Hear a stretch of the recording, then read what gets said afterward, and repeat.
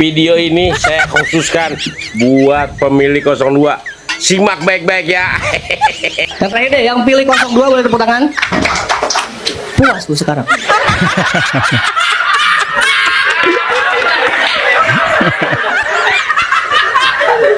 Tanggung jawab bangsat.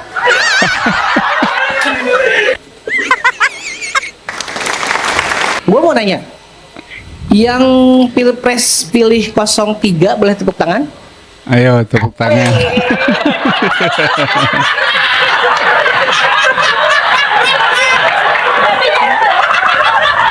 Jujur. Bagus ya, Good, pilihnya. good, bagus. Jujurnya bagus tapi minimal malu mas. Tepuk tangan dengan penuh antusias. Tapi nggak apa-apa, itu pilihan. Nggak apa-apa, bebas. Yang pilih 01 tepuk tangan. Anies, amin. Oh ini anak wajah-wajah, ini anak-anak abah. Ini nih yang suka kritik-kritik pemerintah nih. Ngapain sih? Ngapain kritik-kritik pemerintah? Mending jadi buzzer. Jadi buzzer tuh enak, duit gak usah dicari, dicuci. Nah, sindir, begitu, Bang Coki? sindir. Betul, itu betul. Yang terakhir Soki deh, yang Pardede. pilih 02 boleh tepuk tangan. Ya. Puas gue sekarang. Salah saya. Tanggung jawab bang. Saudara sekalian, begitu saya dilantik jadi Presiden Republik Indonesia, jika memang saya menerima mandat dari rakyat, pada saat itu saya akan cari bukti-bukti korupsi semua itu. Dan pada saat itu, mulai saat itu, saya akan kejar koruptor-koruptor itu. Bila perlu, sampai ke Antartika, sampai ke padang pasir yang paling jauh, akan saya kejar. Omong-omong. Hai para koruptor atau yang merasa pernah mencuri dari rakyat, Ya.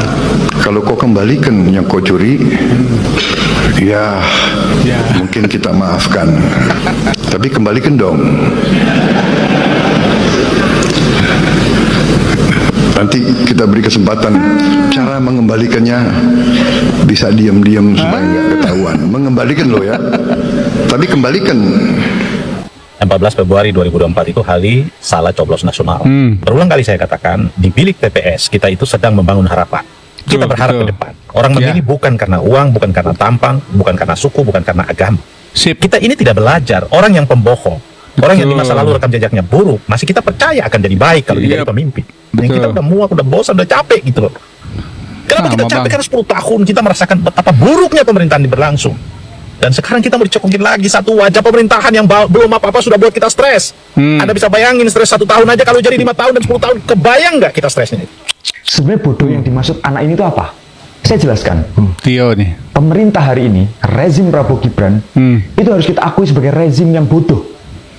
Rezim yang bodoh ini adalah rezim yang inkompeten. Dia tidak kompeten pada bidangnya. Ya. Itu terbukti dari bagaimana perekrutan kementerian misalnya.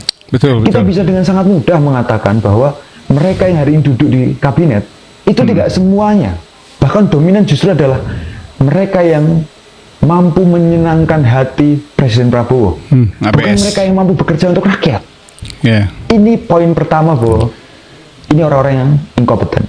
Kalau kita lihat Badan Gizi Nasional misalnya, ketuanya saja, kepalanya saja bukan ahli gizi, tapi ahli serangga. Wow. Jadi rezim ini rezim inkompeten. Yang kedua, rezim ini juga tidak menghargai ilmu pengetahuan. Ya. Berapa banyak ahli gizi kita yang masih tidak mendapatkan pekerjaan layak. Betul. Sementara di Badan Gizi Nasional justru diisi oleh Polri. Ya. Apa nih bilang Prabowo? Kita ini bukan anak kecil mas aneh. Anda juga paham? Ya. Ya. Sudahlah. Intinya rakyat yang menilai, rakyat yang menentukan. Kalau rakyat tidak memilih Prabowo dan Gibran, kau usah sekalian. Dan saya tidak takut dia punya jabatan mas aneh. Sorry ya. Sorry ye. Pak, fotomu saya lepas. Gara-gara orang ASTV nggak boleh. Ini warga melepas foto Prabowo Gibran ya. Gibran dulu. Pak Prabowo. Mohon maaf. Pak. Mohon maaf. Tahun 2013 duduk jadi presiden Indonesia, Bapak. Oh, Turunkan fotonya. Kecewa ya, kecewa. Kalau pejabat mendukung 02 itu wajar. Mungkin mereka ingin memperpanjang jabatannya. Ya. Kalau orang kaya dan pengusaha dukung 02 itu juga wajar. Mungkin karena mereka ingin lancar bisnisnya dan Masuk pajaknya bisa dimainkan. Nah, Itu wajar. Kalau para koruptor dukung 02 itu juga sangat wajar karena mereka akan meminta perlindungan dari kekuasaan yang didapat. nah lo. Wajar-wajar aja menurut saya. Tapi ini lah orang-orang di bawah garis kemiskinan dan pendukungnya seperti menengah ke bawah pendidikannya ikut-ikut mendukung Prabowo. Maksudnya Aneh. mau apa sih? Nah, Mau numpang makan siang gratis, Iya mau susu kali. gratis. Emang nggak apa-apa. Susah cari kerja, yang penting dapat makan gratis ya. Maksudnya gitu. Gaji pejabat dinaikkan hasil dari menaikkan pajak rakyat. Itu baik menurut kalian? Yang selalu bilang all in Prabowo, all in Prabowo. Kemanakah logika kalian, bro and sis? Salam akal sehat, salam Oke seperti gas, oke gas. Alhamdulillah kalau lu udah pada sadar. Karena jujur aja nih gue Alhamdulillah. bikin akun baru nih sampai bela-belain itu demi buat ngedukasi voters 02 sungguhan ya, bukan buzzer. Ya. Buat mikir walaupun emang tiap orang punya beda-beda ya titik temunya ya, titik sadarnya Iya, ya. iya. Tapi nggak apa-apa lah gitu. Yang penting buat real voter real voter 02 Sadar. ayo bersuara, ayo ikut gitu untuk kritis bareng. Karena kalau lu emang sayang negara ini, kalau lu sayang keluarga lu, Iya.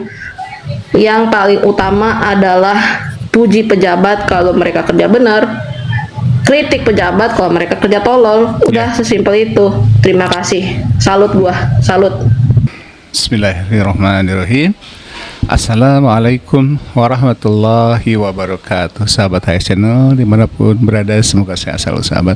Sudah kita saksikan tadi video bagaimana sekarang netizen atau warga 062 ini ya, warga plus 62 ini mulai berani bersuara. Kalau dulu atau beberapa hari terakhir ini banyak sekali para pendukung Jokowi yang bertaubat ya, dan sekarang malah para pendukung Pak Prabowo juga sudah mulai sadar. Bagi mereka yang mendukung dan mengawal ya, karena mendukung dan menjilat itu beda dengan mendukung dan mengawal. Mungkin kita sebagian besar yang berada pada wilayah akal waras begitu ya, mendukung dan mengawal ya, bukan menjilat.